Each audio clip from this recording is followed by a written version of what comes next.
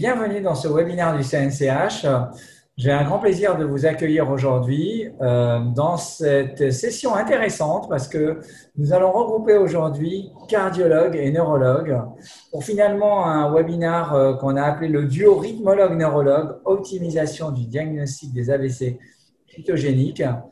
Nous remercions le soutien institutionnel de Medtronic qui apporte son soutien au CNCH depuis des années. Et aujourd'hui, j'ai le plaisir de modérer cette session avec le professeur Serge Timsit, qui est chef de service de neurologie d'unité et de l'unité neurovasculaire du CHRU de Brest et qui est le responsable du registre des AVC du pays de Brest et qui est également l'ancien président de la Société française de neurovasculaire. Bonjour Serge. Bonjour. Et nous avons avec nous deux éminents spécialistes, un neurologue, le professeur Igor Sibon, neurologue au CHU de Bordeaux, et un cardiologue rythmologue, le docteur Pierre Saussier, que vous connaissez, rythmologue interventionnel au Centre hospitalier de Chartres. Alors, donc vous savez qu'on essaye d'avoir cette interactivité, d'apporter le maximum de contenu. Vous êtes en train de suivre ce webinaire en direct sur Zoom. Il est également diffusé en direct sur Facebook, mais il sera également disponible après, dès demain, sur la page du CNCH, cnch.fr. Vous retrouvez l'ensemble de nos webinaires, mais également sur la page YouTube du CNCH. Merci à toute l'équipe qui s'occupe du social media pour l'ensemble des efforts qui sont fournis. Je vais passer tout de suite la parole à Serge Timsit qui va introduire le premier orateur. Donc, merci Walid. On va parler tout de suite des infarctus cryptogéniques et de ce sujet très compliqué de bilan, de qu'est-ce qu'on appelle un accident cryptogénique. C'est vrai que c'est un sujet qui s'est beaucoup développé ces dernières années en raison des études sur les fermetures de FOP et sur les anticoagulants. Et donc, c'est un vrai sujet d'actualité qui requiert une grande collaboration, comme il a été dit, entre les neurologues et les cardiologues. Sans plus tarder, Igor, nous t'écoutons. Merci beaucoup. Donc, je vais partager mon écran avec vous. Vous allez, hop, voilà. Et donc, je tiens moi aussi à vous remercier pour cette invitation, à vous parler de ces accidents vasculaires qui sont de cause indéterminée, d'allure embolique, que sont appelés les USUS, avec le soutien effectivement de Medtronic que je remercie aussi. Et je vais rentrer directement dans le vif du sujet. Comme vous le savez, d'un point de vue définition, les neurologues utilisent depuis 1993 la classification TOST, qui est une classification dans laquelle on retrouve les principales causes d'AVC, dominées par l'athérosclérose, les causes cardio-emboliques majeures et la maladie des petites artères, et puis où on retrouve une sorte de fourre-tout qui correspond aux causes indéterminées, dans lesquelles en fait on a trois entités qui sont d'une part les groupes de pathologies où il y a plusieurs causes identifiées, par exemple une fibrillation atriale et une sténose carotidienne, celle des évaluations incomplètes, ce qui pose toujours le problème de la définition de ce qu'est une évaluation complète versus incomplète, et puis celle de véritables évaluations négatives qui définiraient alors ce que l'on a appelé les infarctus cryptogéniques. Ces infarctus cryptogéniques, ils sont normalement définis par l'absence de sténose athéromateuse sur les troncs supra-aortiques, l'absence d'un syndrome lacunaire en imagerie défini par, à l'époque, un infarctus de moins de 15 mm, on verra que la définition a un peu évolué, et puis l'absence de causes cardio-emboliques de niveau d'un risque majeur ou modéré. Et puis, en 2014, Hart et collaborateurs ont proposé, avec l'avènement des anticoagulants oraux directs, une nouvelle définition qui correspond à ces ESUS, ces accidents vasculaires d'allure embolique et d'étiologie indéterminée. Alors, ça correspond à quoi?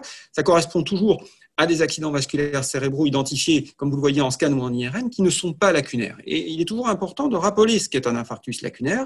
C'est un infarctus qui, certes, est de localisation sous-corticale, qui n'est plus de 15 mm, mais de moins de 20 mm de diamètre, mais qui aussi s'associe à un panel d'anomalies neuroradiologiques telles que les lacunes, la leucoencéphalopathie ou la présence de microhémorragie. Et c'est cet ensemble qui vous définit l'infarctus par microangiopathie. Par conséquent, un infarctus de petite taille isolé pourra éventuellement être lui aussi d'origine embolique. Deuxième point qui reste dans cette définition, c'est bien sûr l'exclusion d'une athéromatose sténosante, donc définie par une sténose de plus de 50%, d'une artère extra- ou intracrânienne. Et puis, dernier élément, cette exclusion d'une pathologie cardio-embolique, mais cette fois-ci dite à risque majeur. Et je vous rappelle ce que l'on définit comme cardiopathie à risque majeur, qui sont essentiellement dominées par la FA, par ces endocardites, par ces tumeurs cardiaques. Mais cela veut dire que l'on exclut les causes modérées et mineures, que l'on les met dans un groupe qui s'appelle les ESUS, et que l'on va retrouver ici des pathologies qui nous sont familières, telles que le foramen ovale perméable, telles que l'insuffisance cardiaque, telles que les cicatrices d'infarctus du myocarde ou d'autres pathologies classées dans les mineurs qui sont les défauts de compaction du ventricule gauche. Donc autant de pathologies qui peuvent laisser planer un doute sur le fait que ce soit réellement considéré comme des ESUS. Et puis enfin, dernier élément de la définition, l'exclusion de pathologies plus rares telles que des artérites, les dissections ou les syndromes de vasoconstriction réversible. Alors, cela correspond à un bilan dont on voit qu'il peut être extrêmement variable, être extrêmement simple avec un scanner, une échographie cardiaque transthoracique, une évaluation des TSA uniquement par un échodoppler, et alors on peut définir un infarctus de type ESUS, mais alors qu'on peut aussi avoir un bilan beaucoup plus complet, mentionné ci-dessous, qui aboutirait à ce même diagnostic. On sent bien qu'il y a là un gap et qu'il va être important d'optimiser le bilan. Alors pourquoi est-ce que l'on a cette définition aussi large? Eh bien, c'est parce qu'au début, effectivement, on a ces AOD et on pense que l'on va pouvoir éventuellement traiter l'ensemble de ces ESUS par les anticoagulants oraux. Or, vous connaissez bien le bilan des études, et notamment des études Navigate et Respect, qui ont comparé le bénéfice des anticoagulants oraux directs, que ce soit le rivaroxaban ou le dabigatran, par rapport à l'aspirine.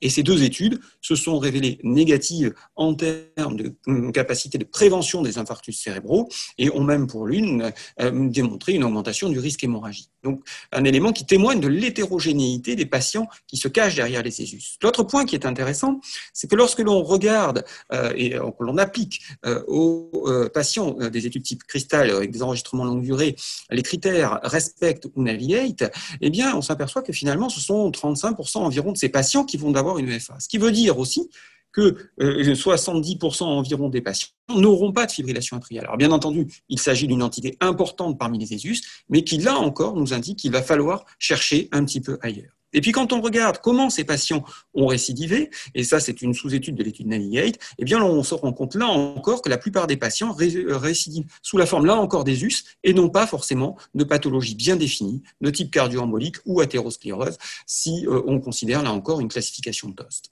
Et cela a des conséquences importantes parce que si ces ESUS correspondent à des entités hétérogènes, eh bien, ça veut dire que les thérapeutiques qui permettraient de prévenir la survenue de récidive vont être très variées. Certes, il y a probablement une place pour les anticoagulants, mais il peut y avoir une place aussi pour certains antiagrégants ou des associations d'antiagrégants. Et ce sont considérés des traitements spécifiques, que ce soit des enzymothérapies si on parle d'une Fabry, mais on peut rester au sein même des anticoagulants avec, vous le savez, un bénéfice uniquement des antivitamines K et non pas des AOD lorsqu'on parle de SAPL. Et puis, Serge le mentionnait, les traitements non médicamenteux, notamment pour le foramen ovale perméable avec ces fermetures qui sont bien sûr extrêmement importantes. Et donc, il nous faut absolument optimiser le bilan étiologique pour mieux définir chaque entité et surtout exclure des pathologies évidentes.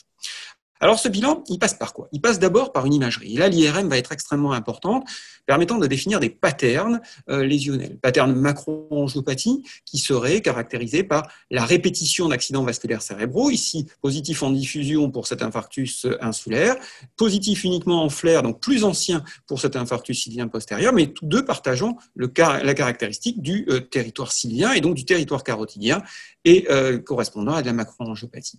À l'inverse, le cardio-embolique, vous l'évoquerez, notamment lorsque vous aurez des infarctus multiterritoriaux, sus et sous-tentoriels, comme ici représentés, concomitants ou survenant à des âges différents. Avec l'avènement de la thrombectomie, on s'intéresse aussi tout particulièrement au thrombus proximal et la structure même du thrombus que l'on peut observer sur la séquence en icône gradiente donne des patterns tels que celui-ci en double couche qui, là aussi, qui est très évocateur d'une cardiopathie emboligène. Et on n'oubliera pas que toute pathologie type accident vasculaire cérébral peut être favorisée par un état procoagulant, un élément qu'il faudra là aussi chercher. L'autre élément qui est à prendre en considération avec l'avènement de la thrombectomie, c'est que l'extraction du caillou en permet une analyse histologique et que la composition même du caillou permet de donner des orientations parfois très fortes sur des étiologies spécifiques, parfois rares, que ce soit par exemple une endocardite, une maladie d'embol de cholestérol, mais aussi sur l'origine cardio-embolique même du thrombus. C'est un point donc qu'il nous faut considérer dès que cela est possible. L'autre point, c'est bien sûr de s'attaquer à un panel d'investigation qui soit optimal. Si l'on prend ce dossier d'un patient adressé pour une paralysie faciale centrale gauche, pour lequel on objective en IRM une image sous-corticale qui pourrait faire moins de 20 mm. C'est celle que vous verriez si vous aviez un scanner. Or, cette IRM permet d'identifier de façon associée une petite pluie d'embol dans le territoire sylvien postérieur gauche qui vous transforme ce patient d'un infarctus potentiellement lacunaire à un infarctus qui va être d'origine embolique. Donc l'IRM doit bien sûr rester l'examen de première intention et le plus vite possible pour ne pas méconnaître des anomalies qui pourraient être transitoires. Deuxième point, c'est l'exploration des troncs supra-aortiques. Cette exploration des troncs supra-aortiques doit se faire depuis la creuse de l'aorte jusqu'aux artères intracrâniennes. Et il faut bien garder en tête que des sténoses intracrâniennes extrêmement distales seront très difficiles à identifier avec simplement une évaluation ultrasonographique. Et donc, il nous faudra associer une imagerie de coupe à tous les bilans, dans tous les bilans de patients présentant un ESUS. Cette imagerie de coupe, donc, elle est parfois évidente. On a parfois des histoires telles que celle-ci d'un jeune homme, il a une douleur cervicale, il fait une diplopie transitoire. Donc, un sujet jeune qui a une douleur cervicale et qui fait un AVC, l'hypothèse numéro 1, c'est bien entendu la dissection. Vous objectivez un infarctus, certes sous-cortical et de petite taille, mais avec un parenchyme strictement normal, donc tout à fait compatible avec un élément embolique.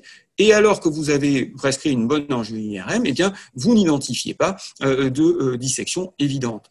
Là encore, il faut bien garder en tête le fait d'avoir parfaitement évalué les vaisseaux. Et si vous tournez un petit peu dans l'image, eh bien, vous dégagez une sténose eustiale de la vertébrale gauche. Et si l'on applique les séquences dédiées à la dissection, que sont les séquences T-inspire, eh bien, vous objectivez alors le fameux hématome de la paroi. Et il n'y a plus d'ésus chez ce patient, mais une réelle dissection. Parfois, le tableau est aussi un peu complexe. Ce même patient ayant un tableau neuroradiologique de macroangiopathie, vous avez fait une angio-IRM et pour autant, vous n'objectivez pas d'anomalie sur l'axe carotidien. Est-ce à dire que ce patient a un ESUS? Eh bien là, encore pas forcément. Il vous faut optimiser l'exploration des troncs supra-aortiques. Et on sait aujourd'hui que l'angioscanner va nous permettre notamment d'identifier des plaques molles. C'est ici le cas chez ce patient, avec une plaque très hétérogène. On a à la lumière une petite calcification, une grosse zone hypodense qui correspond à cette plaque très instable. Et aujourd'hui, les données nous apprennent que parmi les ESUS, eh bien, environ 30% d'entre eux sont associés à la présence d'une sténose carotidienne non significative, donc moins de 50%, mais qui pour autant a un fort pouvoir emboligène. Ces sténoses sont présentes globalement 2 fois plus fréquemment sur l'axe ipsilatéral à l'AVC par rapport au côté contralatéral dans le groupe des ESUS. Et on peut aller plus loin dans la caractérisation même de ces lésions athéromateuses, avec au-delà de la sténose, l'épaisseur de plaque, qui, lorsqu'elle est supérieure à 1,5 mm, va être un élément qui va être extrêmement important dans le risque embolique de ces patients, mais aussi la morphologie de la plaque. Et là, pour le coup, l'échodoppler sera un élément extrêmement intéressant pour préciser toutes ces caractéristiques et définir de la plaque à haut risque. On va même aujourd'hui plus loin avec des séquences avancées en IRM permettant de voir des hémorragies intraplaques. Ces hémorragies intraplaques qui sont extrêmement fréquentes si l'on prend en compte les ESUS, près de 25% des patients, et beaucoup plus fréquemment que par rapport au côté contralatéral, et qui vont conférer à cette plaque athéromateuse un pouvoir emboligène extrêmement important. Quand on regarde ce papier de Schindler récemment publié, eh bien vous voyez que pour des patients qui ont une sténose de moins de 50%, lorsqu'il y a une hémorragie intraplaque, le risque d'événement annuel est de l'ordre de 9%, alors qu'il sera de moins d'1% lorsque vous n'avez pas d'hémorragie intraplaque. Donc la structure même définit cette nouvelle entité qui sont ces plaques à haut risque embolique alors qu'elles ne sont pas sténosantes. Et ces plaques, il va falloir les chercher sur l'ensemble de l'axe des troncs supra-aortiques, que ce soit bien sûr au niveau de la bifurcation carotidienne, mais aussi au niveau des artères intracrâniennes. Globalement, on estime que dans les ESUS, environ 13% de ces ESUS sont liés à une athéromatose, une perforante de branche. Et puis, à l'autre extrémité de l'axe, eh bien, l'aorte, la crosse de l'aorte, où globalement on a 29% de plaques dans ces ESUS, mais fait plus important, 8% d'entre elles sont complexes, avec une épaisseur de plus de 4 mm, avec du thrombus mobile, qui représente un véritable élément emboligène et qui justifie pleinement d'aller explorer l'ensemble de l'axe des troncs supraortiques. C'est pour cela que si l'on devait faire une gradation, l'enjeu IRM et l'examen qui est fait avec l'IRM en première intention, donc regardons-le, et l'état normal, nous avons une gauche de réponse, il est normal, il ne faut pas hésiter à aller plus loin dans l'évaluation des troncs supraortiques, avec l'angioscanner et l'écho-doppler des troncs supraortiques, et de réserver l'IRM de plaque ou l'imagerie TEP, FDG à la recherche de vascularite, que dans des cas exceptionnels. Alors, à côté des troncs supraortiques et de la maladie athérosclérose, il y a d'autres entités. On a parlé de la dissection, mais le web carotidien, encore appelé diaphragme carotidien, est une dysplasie intimale que l'on retrouve notamment au niveau du bulbe carotidien, qui est représenté par cet éperon-là, et qui est source d'accidents vasculaires cérébraux répétés dans le même territoire, chez des patients souvent assez jeunes et souvent d'origine afro-caribéenne, même si aujourd'hui, on sait que dans la population caucasienne, ces WEP sont aussi extrêmement fréquents. Ces WEP sont extrêmement difficiles à diagnostiquer parce qu'ils imposent d'avoir fait une exploration de coupe la plus fine possible, et là encore, l'angioscanner a souvent une supériorité à l'IRM parce qu'elle permet une rotation autour de l'image. Et vous voyez que même en artériographie, une évaluation latérale et de face n'identifie pas l'anomalie. Et ce n'est que lorsque vous êtes en coupe oblique que vous allez identifier cet éperon qui va être une véritable source embolique. Source qui aujourd'hui, dans les travail de nos collègues de la Pitié, eh bien, identifie ces WEP dans environ 10% des ESUS, ce alors qu'un WEP contralatéral n'est présent que dans 2%, ce qui est à peu près ce qui est retrouvé dans la population générale. Et ça, c'est un élément important, puisque malheureusement, ces patients avec un diaphragme vont avoir un taux de récidive très élevé, malgré un traitement antithrombotique, qu'il soit antiagrégant ou anticoagulant, et se pose la question de proposer un stenting à ces patients. Donc, on sort de l'indication antithrombotique pour aller vers, là encore, une stratégie plus interventionnelle. En dehors des troncs supraortiques, bien entendu, les cardiopathies emboligènes dominées par la fibrillation atriale doivent absolument être recherchées, et cela sera largement abordé, mais vous savez très bien que plus la durée d'enregistrement est prolongée, plus la probabilité d'identifier une fibrillation atriale va être importante. Et aujourd'hui, il était évident que le bilan de base d'un AVC repose sur l'électrocardiogramme de base d'admission et sur le scope au moins de 48 heures alors que le patient est aux soins intensifs, mais devrait être prolongé, si possible, par une télémétrie ou par un holter de 10 à 21 jours cutanés. Et si jamais nous n'avons pas de réponse, et selon des critères qui seront discutés tout à l'heure, et bien là, le holter implantable a toute sa place pour aller traquer cette fibrillation atriale. Alors, ceci dit, certains pourraient dire, oui, mais fibrillation atriale, parfois découverte très longtemps après l'accident vasculaire cérébral, quelle signification est-ce qu'on peut lui donner? Eh bien, je pense que là, il y a toute une notion de pathologie, d'entité de novo qui correspondent à cette myopathie atriale qui va pouvoir s'exprimer soit sous la forme électrophysiologique de troubles du rythme, d'extrasystole jusqu'à la fibrillation atriale, mais aussi sur des anomalies structurales, notamment au travers de cette dilatation de l'oreillette gauche, et puis des anomalies biochimiques que l'on peut parfois retrouver aussi au niveau simplement de nos éléments biologiques.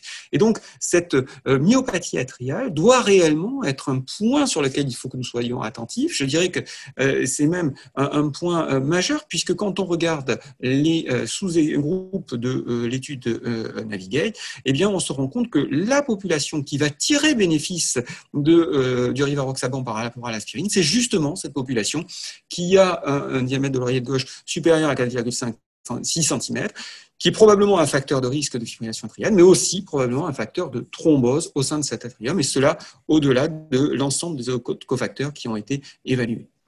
L'autre point, c'est bien entendu de s'intéresser aussi aux ventricules, peut-être un parent pauvre dans les ESUS, on n'a pas tendance à beaucoup s'en occuper, et pour autant, les études les plus récentes sur les ESUS montrent que lorsque l'on a exclu les pathologies athéromateuses, eh bien, les dysfonctions ventriculaires, notamment les altérations de la fraction d'éjection ventriculaire gauche, sont des éléments qui sont associés à une plus grande fréquence des ESUS, et les dysfonctions diastoliques sont aussi extrêmement importantes, que ce soit en comparaison ESUS versus AVC cardio-embolique, ou que ce soit ESUS versus pathologie non cardio-embolique. Donc, il y a véritablement un intérêt à la fois structural avec les cicatrices d'infarctus du myocarde, mais aussi morphologique et fonctionnel de ce ventricule auquel nous devrions porter une attention plus importante et déterminer si réellement nos antithrombotiques sont tout aussi efficaces.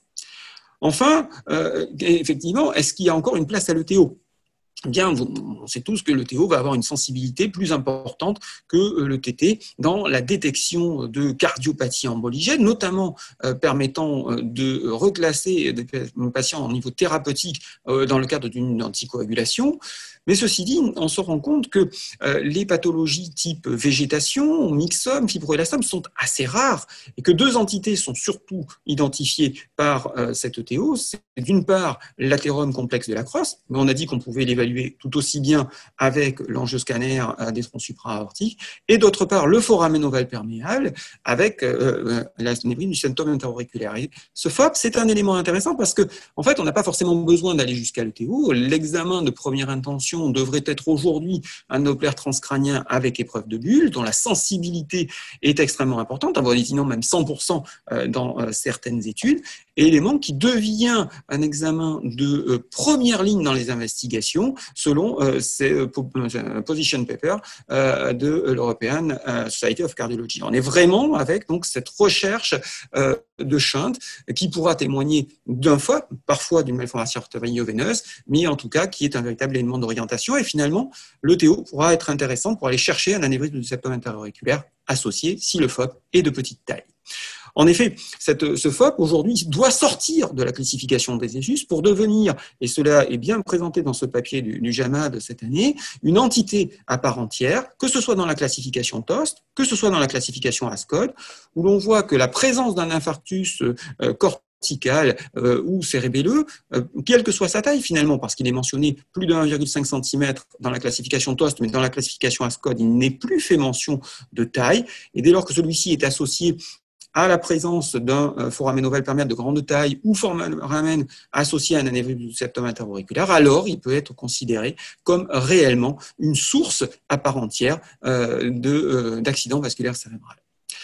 Enfin, un dernier point sur lequel je voudrais insister, c'est les états prothrombotiques. Avant de parler des US, il nous faut nous être assurés qu'il n'y a pas de syndrome des anticorps antiphospholipides et ne pas oublier parmi ces SAPL les anticorps dits séronégatifs qui représentent une proportion non négligeable de causes cardio-emboliques, et évoquer des causes rares telles que les syndromes myéloprolifératifs, les déficits en ADAMS 13 ou encore le clone de l'hémoglobinurie paroxystique nocturne.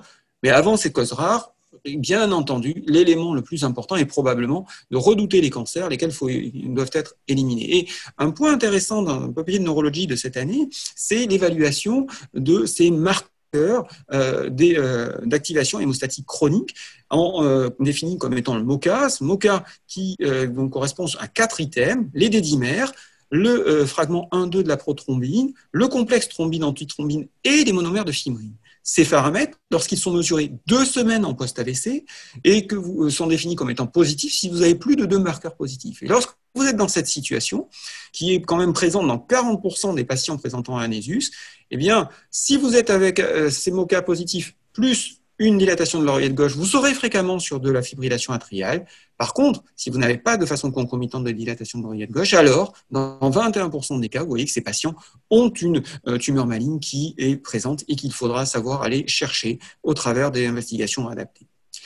Au total, je dirais que là, aujourd'hui, il y a au moins 7 entités qui ressortent et qui doivent être prises en charge dans ces ESUS, que sont, au niveau artériel, ces plaques athéromateuses non sténosantes. Au niveau de la coagulation, cette notion de néoplasie à laquelle on doit être très vigilant. Au niveau cardiaque, en dehors de la pathologie valvulaire, eh bien, d'une part, certes, cette fibrillation atriale cachée qu'il nous faut absolument détecter, mais aussi intégrer cette notion de myopathie atriale, bien prendre en compte les pathologies ventriculaires et ce foramen ovale perméable qui prend sa place. Ces éléments ont des intérêts majeurs puisqu'ils vont conduire à des stratégies thérapeutiques plutôt orientées sur l'anticoagulation, plutôt orientées sur l'antiagrégation en fonction des sous-types et nous ont permis une reclassification, comme vous le voyez, ici, par exemple, de la maladie athéroscléreuse, qui est classifiée en pathologie sténosante et non sténosante. Mais je pense qu'on peut encore aller plus loin et proposer non plus simplement l'athérosclérose, mais parler de macroangiopathie, dans lesquelles on intégrerait ces webs, ces dissections et ces syndromes de vasoconstriction réversible pour les sortir du cause rare et bien vraiment avoir une réflexion qui se fasse en maladie des petites artères, pathologie cardio-embolique avec l'AFA et ces pathologies que l'on vient d'identifier, dont le FOP et la myopathie atriale, une macroangiopathie, puis enfin ces causes indéterminées qui voient leur probabilité se réduire au fur et à mesure. Et il y a probablement une place pour des essais aussi non pharmacologiques, que ce soit pour les web, que ce soit pour les FOP du sujet âgé, qui doivent être pris en compte. Alors au total, que proposer comme bilan? Moi, je suis très partisan d'une IRM pour tout patient en première intention devant les symptômes neurovasculaires.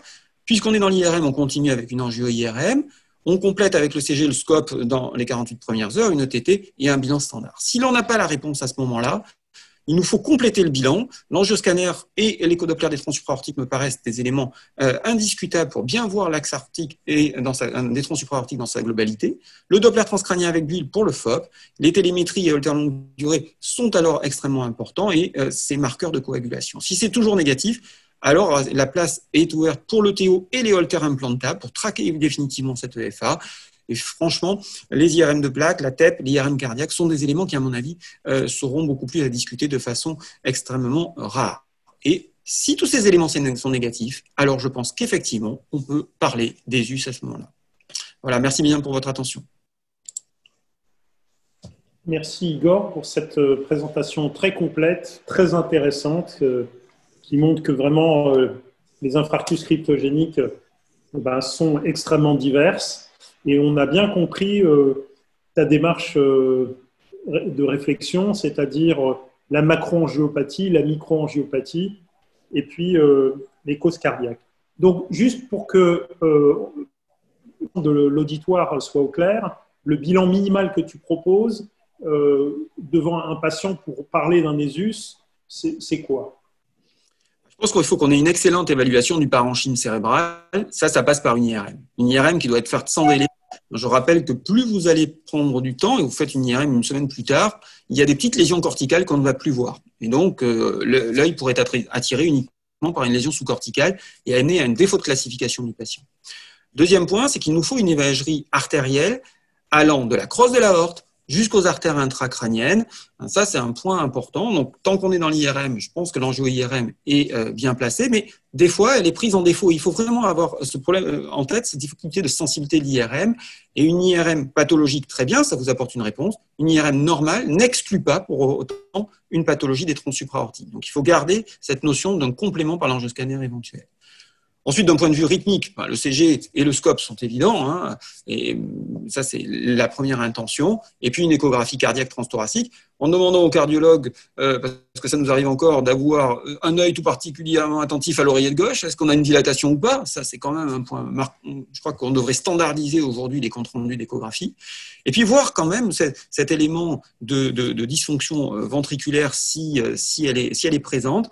Et bien entendu, aujourd'hui, notamment chez un sujet jeune ou chez un patient qui a une notion d'antécédent de thrombose veineuse, la recherche de FOP avec une ETT bulle, tant qu'on y est, c'est un élément qui nous permet aussi de bien avancer sur le bilan. Voilà, ça, c'est un bilan de première intention. Après, on pourra l'upgrader en fonction de ce que l'on aura identifié. Et je note que tu mets le Doppler transcrânien avant l'échographie transœsophagienne. Je ne sais pas si nos collègues cardiologues seront d'accord. Mais en tout cas, nous, dans nos expériences, c'est vrai que pour détecter un FOP qui n'a pas été détecté en ETT, c'est extrêmement intéressant. Avec une très grande sensibilité, une faible spécificité. Tout à fait, exactement, tu le mentionnes très bien. En fait, je pense qu'il faut faire attention à surtout ne pas dire que parce que l'on n'a pas vu un foramen ovale perméable en ETO, il n'existe pas. Le TO, c'est un examen qui est quand même pas forcément très agréable.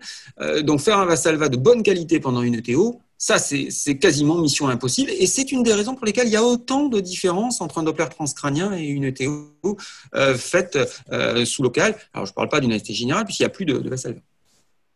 Juste un petit mot encore concernant les FOP. Maintenant, on est de plus en plus obligé, pour des décisions de fermeture de FOP, d'avoir une concertation neurocardiologique ou cardio-neurologique et c'est vraiment très enrichissant. Est-ce que tu penses que le score ROP est quelque chose qu'il faut utiliser en routine ou plutôt tu l'utilises toi personnellement ou pas? Et est-ce que tu peux nous dire en quelques mots de quoi il s'agit? Alors ouais, le score ROP, le score ROP, hein, pour rappel, c'est un score en 10 points. Il y a quasiment 5 points qui sont distribués sur l'âge et 5 autres points distribués sur l'hypertension, le diabète, le tabac, la localisation de l'activité vasculaire au niveau cortical. À chaque fois que vous avez un point, vous diminuez. Hein, et donc, plus le score est faible, plus l'imputabilité du FOP dans l'AVC est faible. Donc, c'est vrai que ce qui est un peu décevant dans le ROP, c'est l'âge, hein, puisque vous prenez déjà beaucoup de points dès que vous êtes avec la cinquantaine. Mais par contre, dans le papier du JAMA que je mentionnais tout à l'heure, qui replace le foramen ovale perméable dans les grandes classifications d'accident vasculaire cérébral, il propose d'utiliser le score ROP pour augmenter la probabilité d'imputabilité. C'est-à-dire que lorsque vous avez un score ROP qui est supérieur à 7, même si c'est un FOP de taille moyenne, ça augmente la probabilité d'imputabilité du FOP dans l'AVC par rapport à si vous avez un score ROP qui est très faible. Donc, il y a probablement une place, une utilité. Il fait partie de la discussion, en tout cas. Igor, juste une question avant de passer la parole à Pierre. On devrait parler d'AVC cryptogénique ou d'ESUS? Alors, le mieux est quand même de parler d'ESUS, parce que les AVC cryptogéniques vont aussi prendre en compte tout un groupe d'infarctus sous-corticaux liés à la maladie des petites artères. Est vraiment lié. C'est un infarctus sous-cortical avec une leucoencéphalopathie, mais pour autant, le patient n'a pas d'hypertension artérielle. Et ça, c'est tout un spectre génétique qui est différent. Et donc, c'est une autre considération. Donc, je pense que le tableau pseudo-embolique, il est bien. Mais encore une fois, il ne faut pas forcément simplement le localiser au niveau du cortex. Il y a des embolies dans des territoires profonds. Donc, tout le reste du parenchyme cérébral va être important à analyser. Et là encore, l'IRM, elle est intéressante parce qu'elle vous donne justement l'état du parenchyme sous-jacent. Super, merci pour cette présentation. Je vais donc passer la parole à Pierre Saussier, cardiologue rythmologue interventionnel à l'hôpital de Chartres et qui va nous parler d'un sujet qui nous intéresse tous, qui est finalement la détection de la FA après un AVC ischémique. C'est une situation où on est amené effectivement à être interrogé, soit par nos collègues neurologues, soit par nos collègues cardiologues qui retrouvent ces patients à leur consultation. Et il va nous expliquer un petit peu comment il fait en pratique, qu'est-ce qu'on a comme données et comment il fait en pratique pour gérer ces situations. À toi, Pierre. Merci, Walid. Alors, partage d'écran. Hop. Donc, toujours avec le soutien de Medtronic, après avoir vu l'ensemble des étiologies, on va se consacrer que aux arythmies supraventriculaires emboligènes et qui, en effet, est dominée par la fibrillation atriale.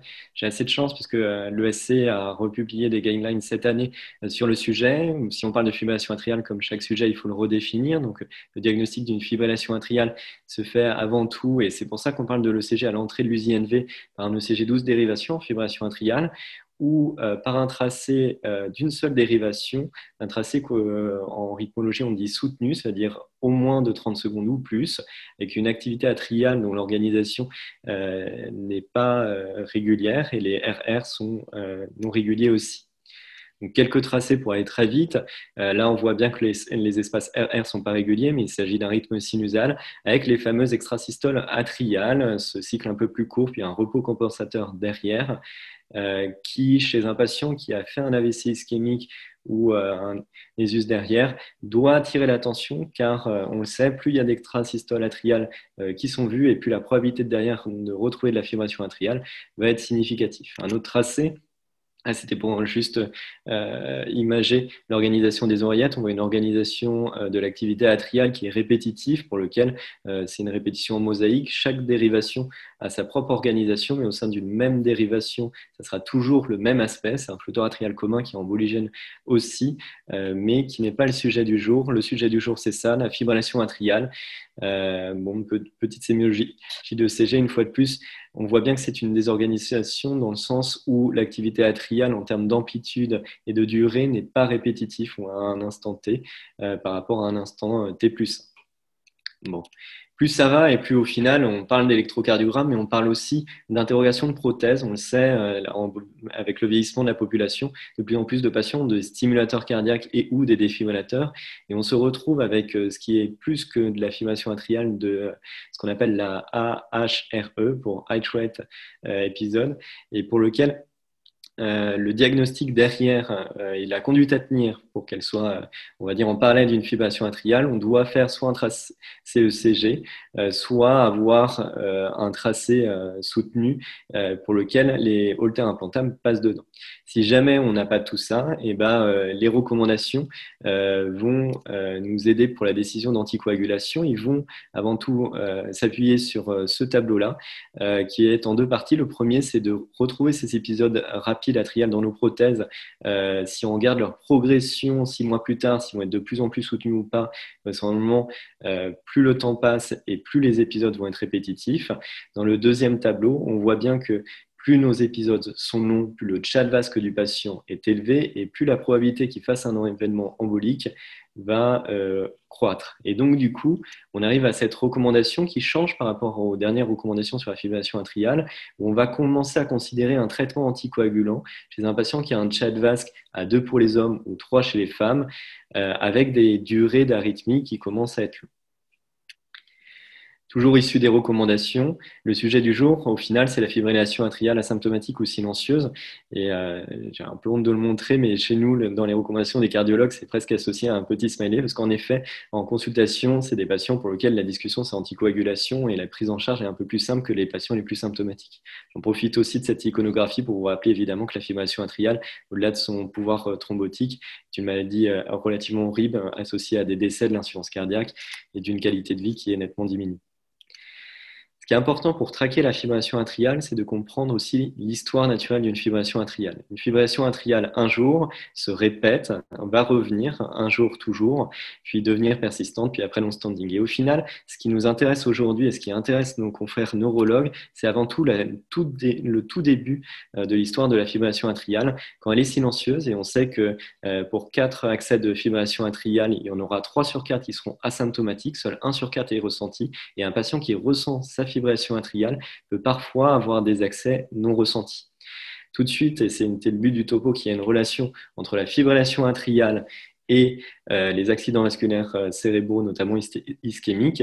Et ce qu'on voit avec le score de tchad vasque, c'est que cette relation est relativement complexe dans le sens où juste la fibrillation atriale ne va pas suffire pour avoir un risque thrombotique, mais ça va être fibrillation atriale et des facteurs associés comme l'hypertension, le diabète ou un terrain vasculaire.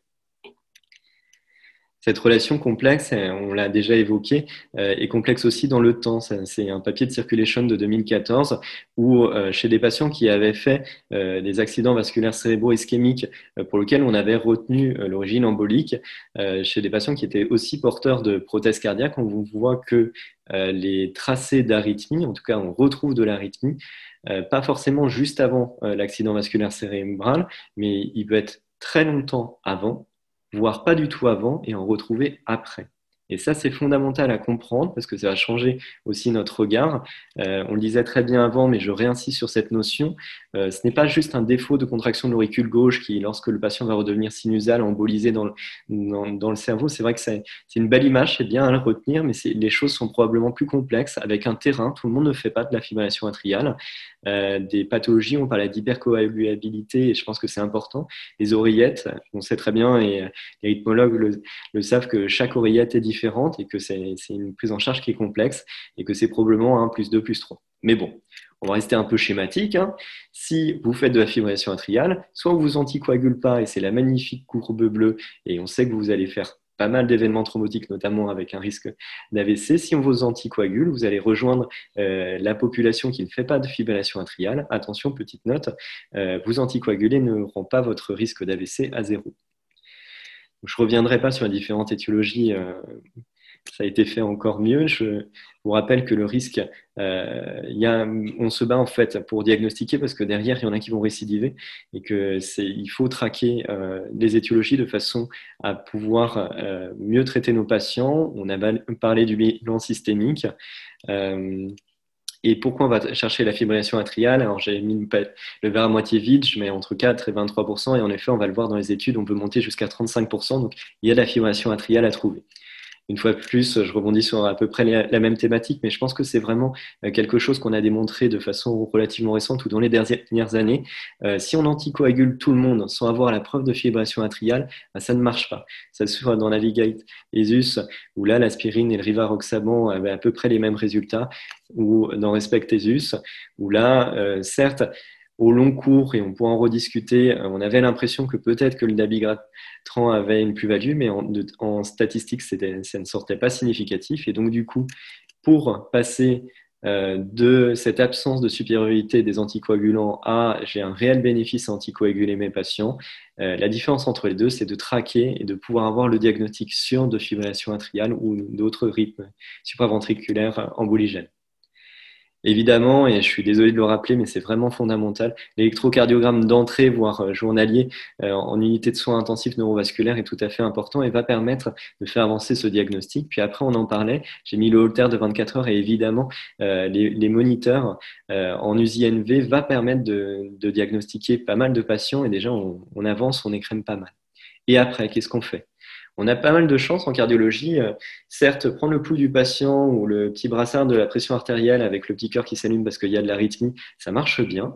Mais plus ça va et plus on a des outils connectés. Maintenant, on a des smartphones qui nous détectent notre fibrillation atriale. On a des montres connectées, mais on a aussi des formes de gilets, des patchs, des haltères longue durée, voire des haltères sous la peau, des petites clés USB qui vont nous permettre d'aller traquer de façon plus fine et surtout plus longtemps ces fibrillations atriales.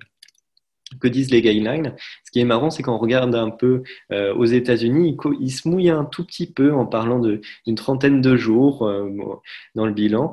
D'autres sociétés européennes disent qu'il faut un tracé long, mais on ne sait pas forcément la longueur. Quand on regarde du coup les dernières guidelines de l'ESC, on retrouve cette histoire d'électrocardiogramme d'entrée, la surveillance initiale, le Holter jusqu'à 72 heures. Et là, en 2A-B, on a l'ensemble des monitorings invasifs ou non invasifs pour essayer de traquer cette fibrillation atriale.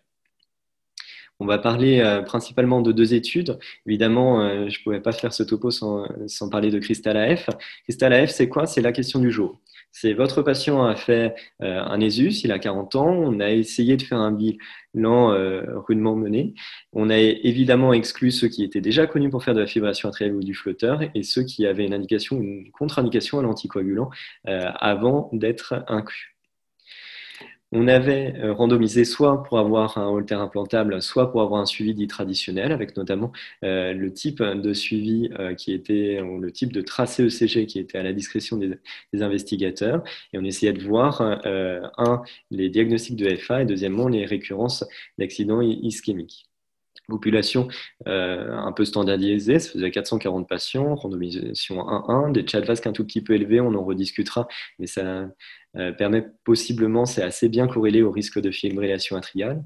Et quand on regarde sur cette étude, en effet, un Holter implantable permet une plus grosse détection de fibrillation atriale et plus le temps va passer et plus on va découvrir de la fibrillation atriale jusqu'à arriver à notre 25-30% de fibrillation atriale.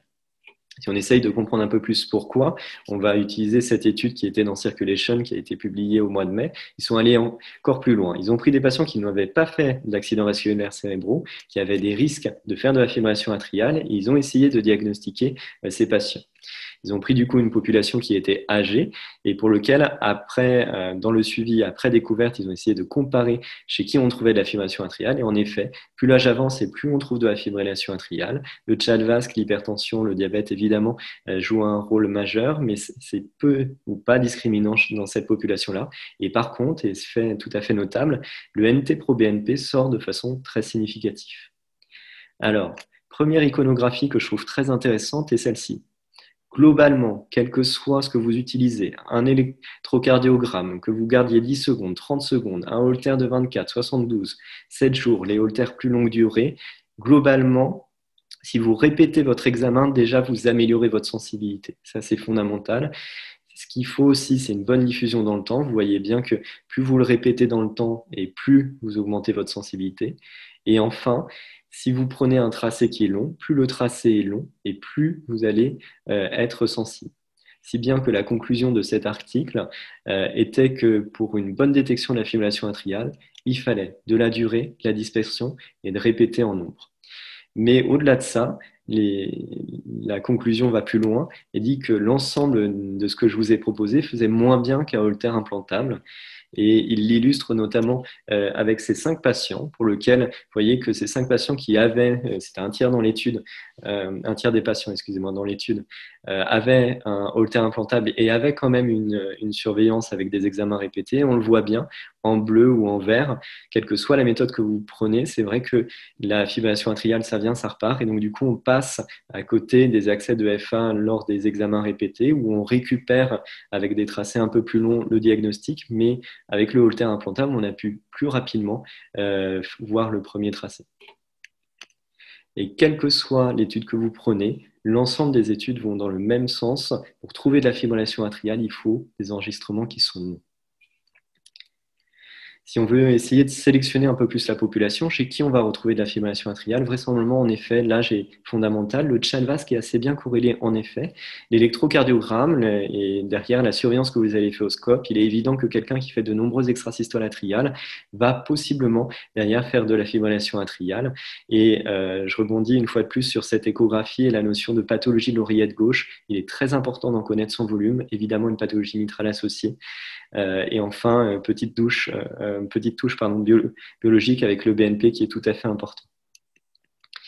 Le problème de répéter les examens va être avant tout la disponibilité. Le problème, c'est que je pense qu'on a tous les mêmes plateaux techniques avec des holters longue durée pour lesquels on a un nombre limité et que pour une semaine où on va avoir beaucoup de patients à appareiller, on va avoir un nombre limité. Et de façon à répéter les examens, comme je vous l'ai montré dans le dernier papier de Circulation, ça va être peut-être poser un problème de disponibilité.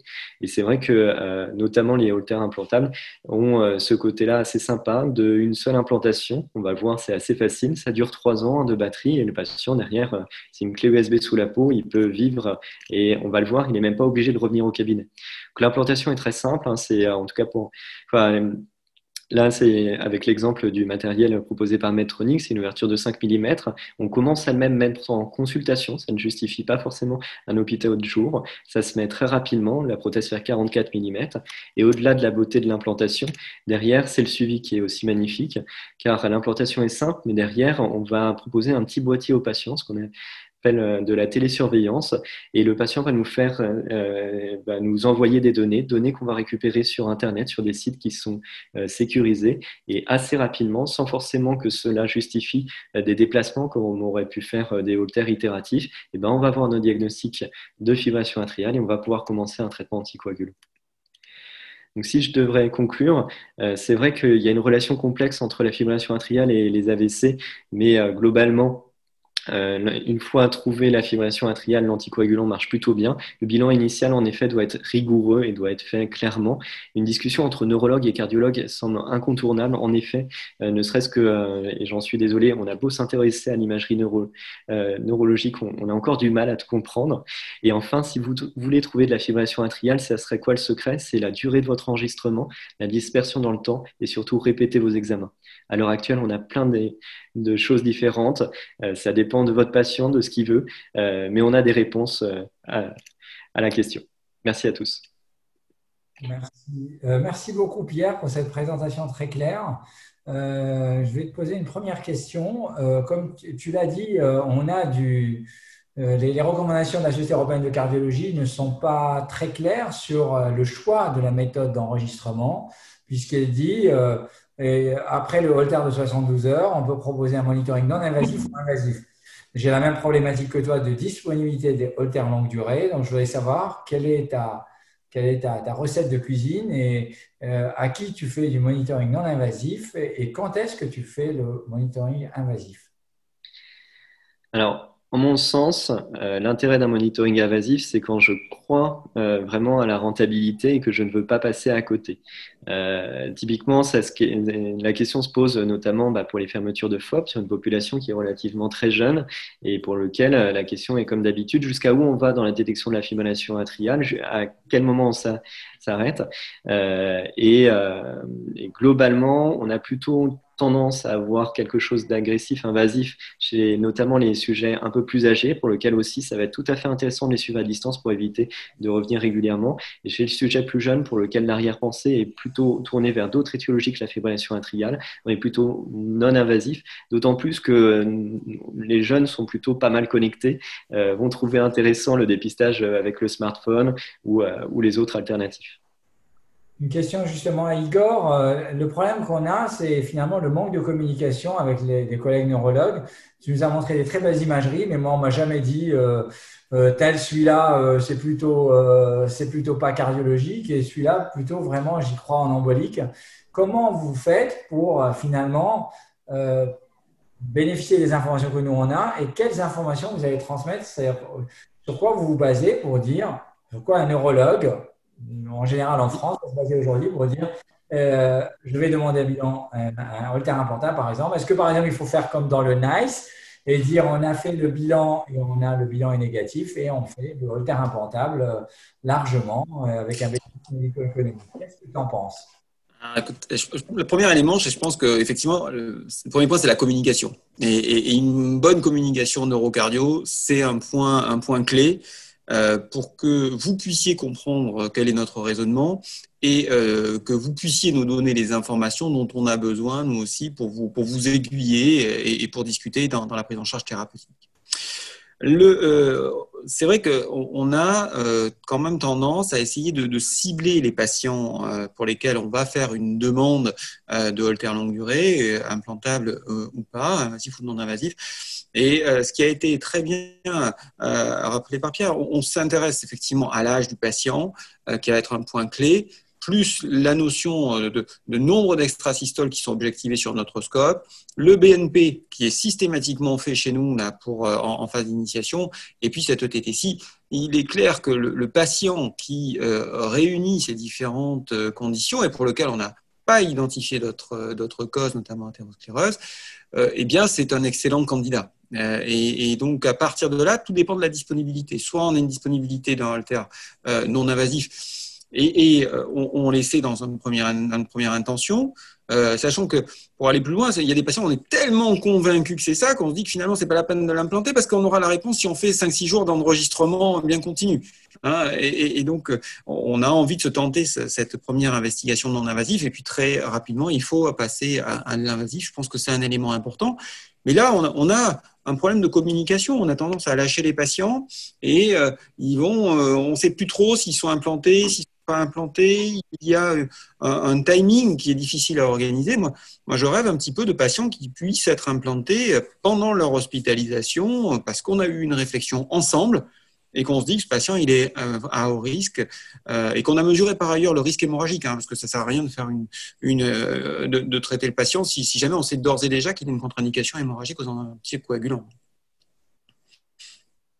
Pierre, quel est ton seuil finalement pour les anticoagulés après au bout de quelle durée tu mets un anticoagulant à un patient, alors on va dire en post-AVC, tu peux me dire aussi une prévention primaire sur des mémoires de pacemaker, quand est-ce que tu peux mettre des anticoagulants? Sous réserve que le CHA2 soit élevé, bien sûr. Oui, ouais. Globalement, je te répondrai que ça dépend où je le vois. C'est vrai que, et c'est tout à fait intéressant, et je pense que l'avenir va nous le dire. Tu as bien noté que dans le topo, au tout début, on parle dans les mémoires des pacemakers, et là, on parle de durée croissante, et on ne parle pas avant de 5 minutes. Et par contre, toutes les études et la définition de la fibrillation atriale, on parle de 30 secondes. Et donc, du coup, si c'est vraiment de la fibrillation atriale qu'on voit dans nos prothèses, on part de quelque chose qu'on définit de 30 secondes à quelque chose de 5 minutes. Et c'est assez perturbant, mais je pense qu'on est en train de redécouvrir une maladie aussi. Mais que voilà, en médecine, c'est comme ça. On essaye d'adapter la nature à ce qu'on peut, on essaye de trouver des cases et on essaye de mettre les gens dans des cases. Donc, la plupart du temps, quand j'ai 31 secondes de quelque chose qui est de la fibrillation atriale sur un holter, et ben, je prends mon téléphone et j'appelle mes neurologues qui sont très sympas. S'ils nous regardent ce soir, je passe le coucou. À savoir que j'aime bien savoir pourquoi on fait le holter. Idem, est-ce que 29 secondes sur un holter chez quelqu'un où on est convaincu que ça vient du cœur, que probablement c'est la fibrillation atriale, est-ce qu'il faut l'anticoaguler? C'est vrai qu'en pratique clinique, je pense que sur un duo neurologue-cardiologue convaincu, ça vaut le coup.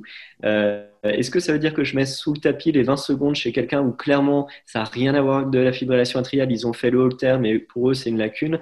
Je leur propose de rediscuter un peu, d'autant plus si le patient est âgé, un surrisque hémorragique au-delà du Chasles-Vasque. Pour les mémoires de pacemaker, c'est le même raisonnement et en prévention primaire, c'est à peu près la même chose.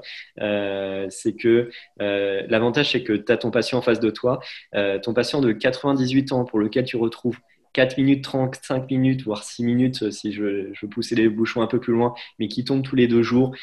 Oui, en effet, celui-là, je ne l'anticoagule pas. Je le mets dans mes courriers que j'ai trouvé de l'arythmie supraventriculaire. Mais bon, voilà.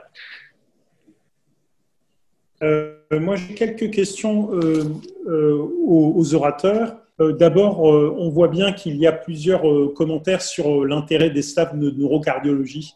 Et donc, en tout cas, nous, à Brest, je trouve que c'est extrêmement enrichissant et je pense que c'est la même chose pour vous. À Bordeaux, par exemple, aussi. Oui, je partage. Alors, c'est vrai qu'on a un staff qui est surtout axé FOP, pour être clair, aujourd'hui, avec beaucoup de discussions qui sont passionnantes. Et je voyais passer un message demandant si on anticoagulerait ou si on fermerait plutôt un FOP, si on découvrait une FA sur le reveal. La réponse à Bordeaux, elle est non. S'il y a une indication pour nous à une anticoagulation, alors il n'y a pas de fermeture du FOP. Voilà, c'est l'attitude que l'on a. Peut-être que c'est pas une bonne attitude, ça se discute d'ailleurs, parce que ceinture et bretelle, c'est parfois mieux que simplement la ceinture. Mais en tout cas, c'est un élément de réponse. En tout cas, on se rend compte que c'est très très important cette discussion. Et on va même un peu plus loin. On attend là un staff qui soit neurocardio, mais aussi FA, sur des sujets pour les patients pour lesquels on aurait une contre-indication à l'anticoagulation, avec du coup la discussion sur l'exclusion de l'auricule gauche. C'est pareil, c'est aussi des staffs extrêmement importants, parce que, quoi qu'on en dise, nos patients, ils vont plus décéder d'infarctus cérébraux que d'hémorragie intracérébrale. Donc, on a vraiment cette communication et ces staffs qui sont très, très importants. Moi, j'ai une question pour cardiologue et neurologue concernant le concept de cardiomyopathie atriale. Ce qui n'est pas très clair pour moi, c'est finalement, s'il n'y a pas de FA, est-ce qu'il est clair qu'une cardiomyopathie atriale sans FA peut donner un accident vasculaire cérébral ischémique? Si on veut mettre en parallèle, c'est un peu la discussion qu'on est en train de se poser sur les patients qui ont été ablatés de fibrillation atriale, pour lesquels on est très très content de notre geste, dans le sens où il n'en a plus fait depuis 2-3 ans, qu'il a un Chasles-Vasque à 2-3, et pour lequel même nos confrères, nos correspondants vont nous demander qu'est-ce qu'on fait de l'anticoagulation, est-ce que je l'arrête? Et c'est vrai que c'est des questions qui se posent, mais pour lesquelles en effet peut-être que les recommandations actuelles, c'est de garder l'anticoagulant, parce que malgré le fait qu'en effet, il ne fait pas de fibrillation atriale, pour l'instant, on a l'impression que c'est plus complexe et que possiblement, ça pourrait. Cependant, c'est quelque chose qui fait débat et pour lequel il y a un certain nombre d'études ou tout du moins de recherches pour voir si peut-être que c'est cette goutte d'eau qui fait déborder le vase. C'est quoi, le bol, peut-être que ce bol est bien plein, mais que le passage en fibrillation atriale le fait déborder. Et quels sont les critères précis qui vont définir finalement la cardiomyopathie atriale et qui va nous faire dire, OK, là, c'en est une? C'est une grosse oreillette? C'est pas forcément qu'une grosse oreillette, parce que de temps à autre, on a une oreillette de taille normale, mais pour lequel, ou pseudo-normale, pour lequel le voltage peut être altéré. On parle aussi pas mal de fibrose au niveau de l'oreillette, avec de l'imagerie qu'on essaye de plus en plus fine, mais pour l'instant, on est un peu limité par les résolutions de nos IRM. Il y aura probablement une notion de volume, probablement une notion aussi de fibrose, et on ne peut pas s'empêcher de parler un peu d'électricité aussi.